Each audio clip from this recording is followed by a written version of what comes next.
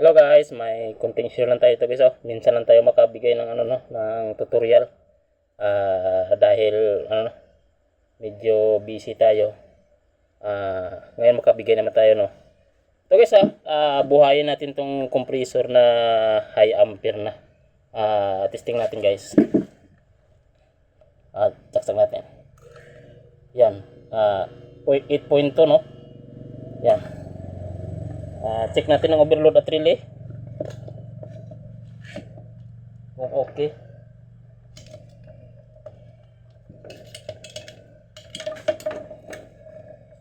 Yeah. Overload at relay niya. Continuity laman to guys no. Natin sa continuity.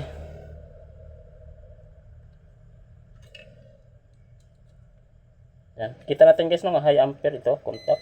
Yan, okay naman. Okay naman ang overload niya, itong relay. Non-inverter lang to guys buhayin natin ang hindi na mapakinabangan. Baka sakaling mabuhay natin.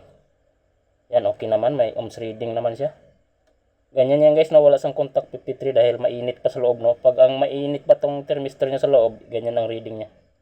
Hindi siya agad-agad na Kung malamig na tong thermistor, saka siya mag-continuity reading. Yan lang guys. Okay naman lahat no. Pero high ampere ang compressor no. Subukan natin maglagay ng guys. Ito. Maglagay tayo ng starting at running capacitor. Itong starting capacitor natin nasa 30 UF, itong running 4 UF. Ilagay natin guys. Itong dalawa na to. Hanap na ako ng relay. Hanap lang tayo ng ganitong relay para mailagay natin tong starting at running no.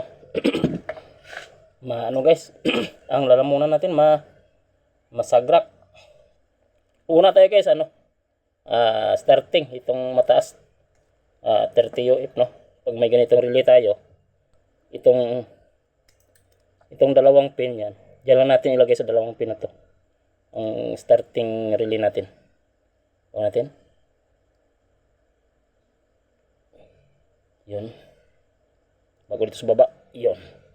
Tapos niyan, dito naman tayo sa running. Ito, kabilaan naman. Dito. Yan. Subukan natin to kung mapag-aanapan natin ito. No? Yan. Yan. Okay na. Paslakan na to. Lagyan na natin ng running at starting. Iwanan na natin tong overload pa rin yung gamitin. Ito lang tanggalin natin ang relay. Yan. Itong relay guys no. Katingin ko lang to para mailagay natin dito. Matipan. Yan. Para natin contact. Mga lang to guys, mga discard lang to sa kung talagang wala pang budget pang palit ng compressor, baka madala naman sa mga ganitong diskarte. Ito guys, ang supply no, kailangan ng line 2 o line 1 dito. Yan, may isang supply siya. Dito natin ilagay.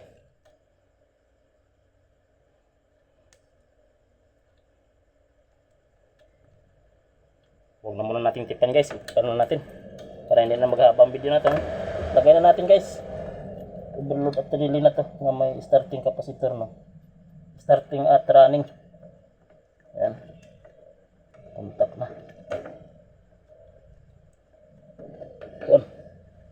Tingnan natin kung may grounded yan. Okay na. Monitor tayo. Kung high ampere pa rin, may starting at running capacitor na sa guys. Ito. Saksak natin. Uy. Contact yan guys. Nag-under na siya. 1.4 ampere starting. Tingnan natin kung hindi siya kung hindi mamatay. Kung may starting at running capacitor na siya no. Yan 1.3 bumababa habang tumatakbo. Yan 1.1 na lang. Yan. Okay na guys. Ang tingnan natin ang standing nito ang pinaka-rated current yata nitong compressor na to 1.4 no. Yan 0.9. Yan. Okay na guys. Tingnan natin kung may refrigerant pa to. Okay pa, may refrigerant pa. Mainit ng condenser. Yan guys, no? Naparaning pa natin. Naparaning pa natin gamit ang ano. Yeah. Starting at running capacitor, no? Yan. Hindi ko pa natipan guys, no? Pero naano pa natin, no? Nasave pa natin ang compressor. Napagana pa natin. Isang non-inverter. Yan lang guys. Konting share lang ngayong gabi. Salamat.